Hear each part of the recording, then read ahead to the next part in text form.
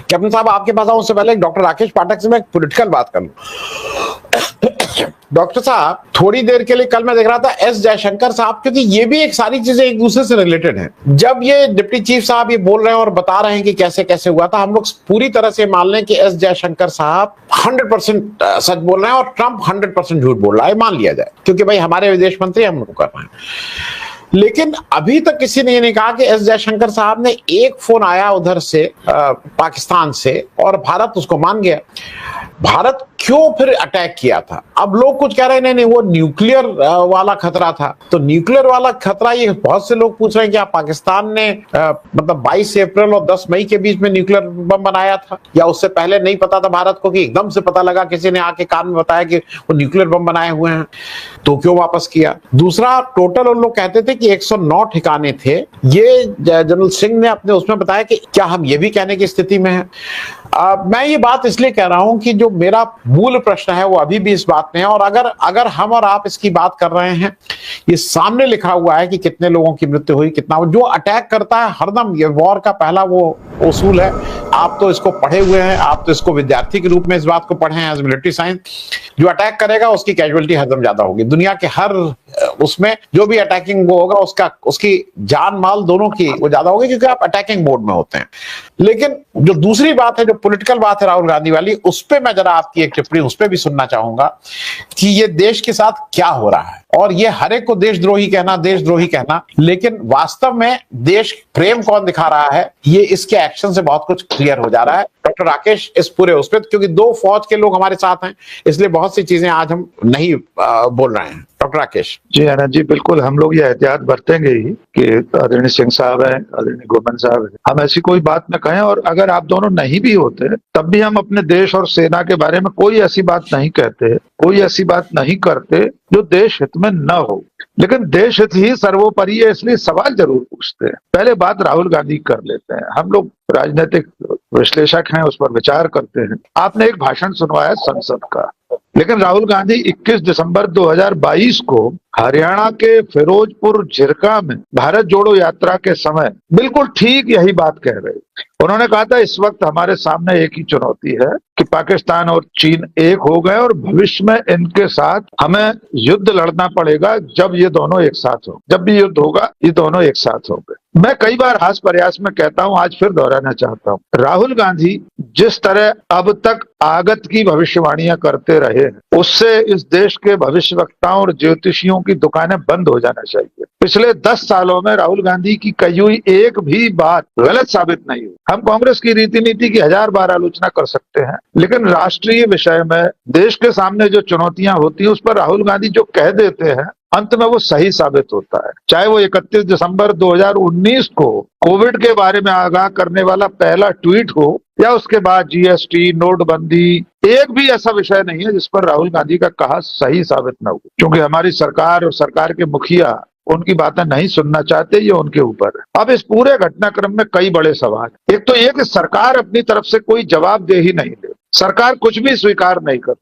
सेना के 3 बड़े अधिकारी, पहले शंग्रीला डायलॉग में हमारे सीडीएस ने कह दिया, उसके बाद जो डिफेंस अटाशी शिव कुमार उन्होंने कुछ कह दिया, और ये सारी बातें देश के बाहर कही जा रही। ये शायद पहली बार है कि देश के भीतर अभी जो राहुल सिंह साहब ने कहा कि चीन बराबर से हर दिन 81% उसका जो सैन्यकरण है वो चीन ने किया है पाकिस्तान का, इसमें नई बात कौन सी? लेकिन ये बात हम देश के राजनीतिक नेतृत्व से सुनना चाहते हैं। सब जानते हैं वो कहां से कौन कौन से हथियार ले रहा है, अभी सर ने बताया ही कौन कौन सी बंदूकियां आने वाली हैं। इसके बावजूद सरकार ने ये एहतियात नहीं बरती कि पाकिस्तान के साथ चीन के रिश्तों में एक दूरी बनी रहे और हमारा रिश्ता थोड़ा सा बराबरी का बना रहे। यद्यपि ये भी संयोग है कि इस वक्त हमारे जो प्रधानमंत्री हैं वो आजादी के बाद सबसे ज्यादा बार चीन की यात्रा करने वाले व्यक्ति हैं, मुखिया हैं। 5 बार गुजरात के मुख्यमंत्री की हैसियत से, 4 बार प्रधानमंत्री की हैसियत से, कुल मिलाकर चीन के मुखिया से 19 या 20 बार मिले हैं।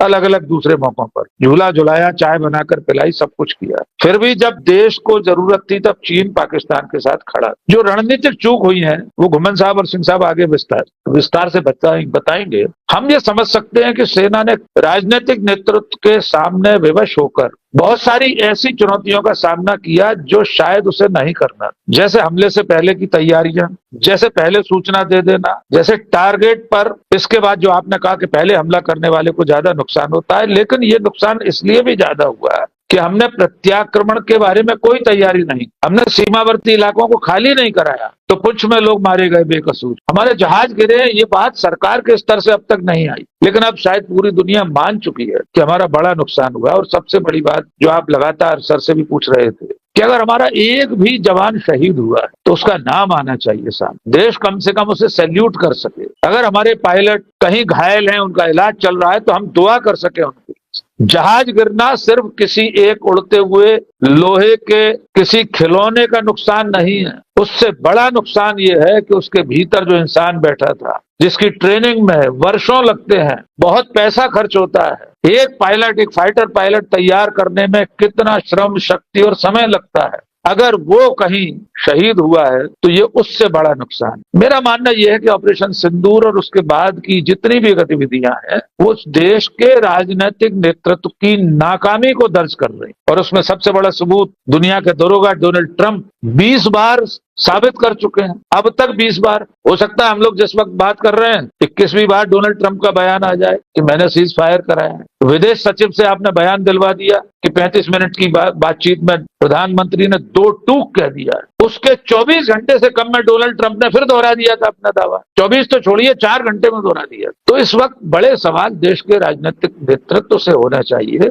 कि हमने पहलगाम हमले के बाद कौन कौन से लक्ष्य निर्धारित किए थे, उनमें से कितना पाया, कितना खोया। और अंतिम बात यह है कि करगिल युद्ध के बाद मात्र 1 हफ्ते के भीतर अटल बिहारी वाजपेयी की सरकार ने एक समीक्षा समिति बना दी थी। संभवतः, जहां तक मुझे ध्यान है, आप लोग ज्यादा बताएंगे, 2.5 महीने के भीतर उसकी रिपोर्ट संसद के पटल पर रख दी गई। क्या ऑपरेशन सिंदूर के बारे में ऐसी ही कोई समीक्षा नहीं होनी चाहिए? हम व्हाइट पेपर की बात नहीं कर रहे, हम नहीं कह रहे श्वेत पत्र जारी करे सरकार, लेकिन कम से कम एक समीक्षा समिति बनाकर पार्लियामेंट को ही बता दीजिए, पूरे देश के सामने मत बताइए, विपक्ष को बुलाकर बता दीजिए, संसद की रक्षा मामलों की समिति में बता दीजिए कि क्या खोया, क्या पाया। लेकिन इस देश का प्रधानमंत्री न तो सर्वदलीय बैठक में आने को तैयार, न संसद का विशेष सत्र बुलाने को तैयार, न विपक्ष के साथ किसी तरह की कोई सूचना साझा करने को तैयार। और फिर जब सब कुछ हाथ से निकल गया तो आप 51 सांसदों को विश्व भ्रमण पर भेज रहे हैं, उससे भी कुछ हासिल नहीं हुआ।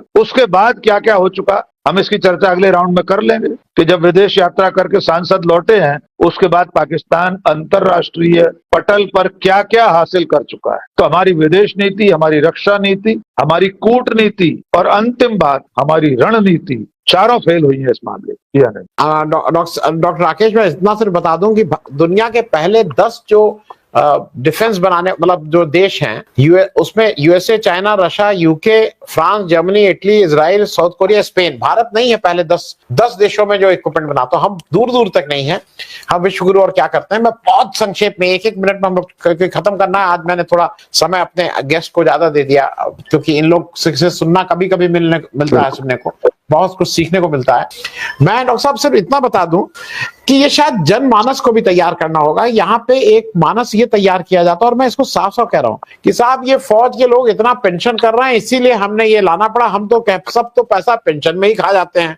मीडिया को हम इसलिए विदेश नहीं ले जाते हैं, सब शराब पी जाते हैं। तो ये जो एक आप हर को डिमीन करते हैं, नेहरू ने सब कुछ नहीं किया, वो तो वही बर्बाद हो गए। तो ये जो हर एक को कोसने की आदत है, ये मुझे लगता है कि अगर एक किसी डेमोक्रेसी, किसी लोकतंत्र में कोसना छोड़िए।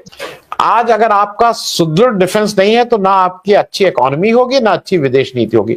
ये सब हैंड इन हैंड है, और उसके लिए जरूरी है दुनिया की जितनी बड़ी इकोनॉमी देख लीजिए, उनकी बड़ी सेना है, और इंडिजीनियसली वो बहुत एक अपने ही बनाए हुए चीजों पे डिपेंड कर रहे हैं। मैं बहुत संक्षेप में 1-2 मिनट में भारत के लिए वे फॉरवर्ड।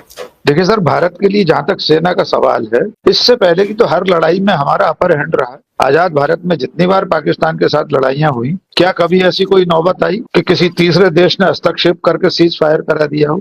क्या कभी ऐसा हुआ कि अंतर्राष्ट्रीय जनमत, विश्व बिरादरी हमारी बात न सुनकर पाकिस्तान की बात सुन रही हो? ये जो 10 सालों का गड्ढा है, इसे भरना बड़ा मुश्किल होगा।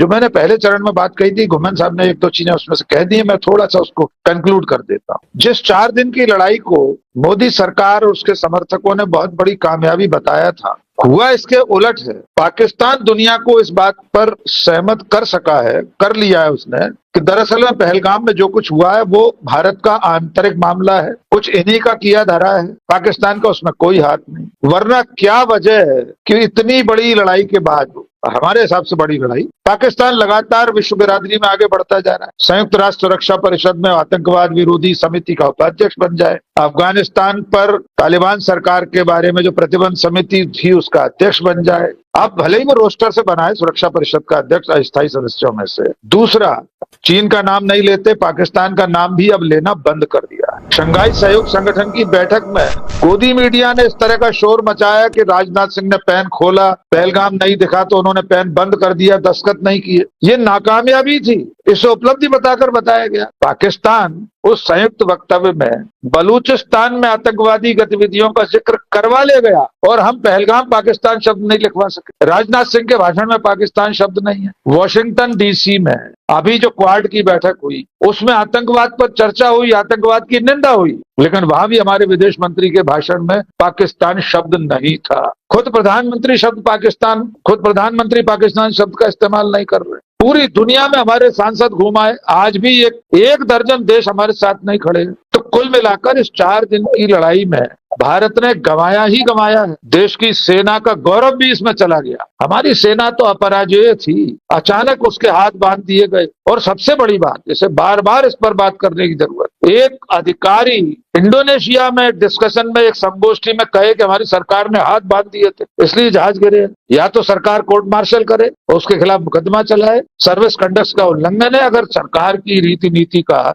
एक सेना का अधिकारी, वो सेवानिवृत्त नहीं है जैसे हमारे 2 आदरणीय यहाँ बैठे, वो तो अभी नौकरी में है, या तो सरकार कहे कि उन्होंने गलत बयानी की है, उनके खिलाफ कार्रवाई करे, या स्वीकार करे कि उसने सेना के हाथ बांध दिए। क्योंकि प्रधानमंत्री तो सीज फायर होने के बाद एक जनसभा में कह रहे थे कि हमने सेना को खुली छूट दी थी। ये बहुत बड़े सवाल हैं। देश के साथ धोखा हुआ है आनंद जी, देश को समझना